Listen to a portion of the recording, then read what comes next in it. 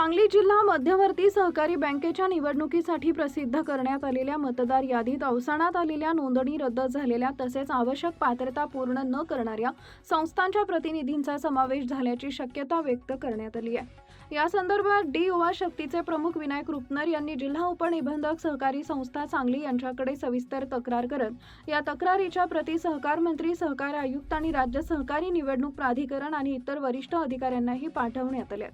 रुपनर यांनी आपल्या तक्रारीत मतदार यादीतील प्रतिनिधींची पात्रता काटेकोरपणे तपासण्याची मागणी केली आहे। बँकेच्या उपविधीनुसार किमान 2 वर्षांचे सदस्यत्व, प्रतिनिधी नियुक्तीची वैधता आणि संबंधित कागदपत्रांची पडताळणी करण्यात यावी, त्यामुळे संपूर्ण प्रक्रियेची चौकशी करून अपात्र नावे वगळावीत अशी मागणी रुपनर यांनी केली आहे। या प्रकरणावर प्रशासन काय निर्णय घेते आणि जिल्हा बँकेच्या निवडणूक प्रक्रियेत पुढे काय घडामोडी होतात याकडे आता सहकार क्षेत्राचं लक्ष लागलंय। अशाच ताज्या आणि विश्वासार्ह बातम्यांसाठी सांगली टाइम्स न्यूजला सबस्क्राईब करा, व्हिडिओला लाईक आणि शेअर करायला विसरू नका।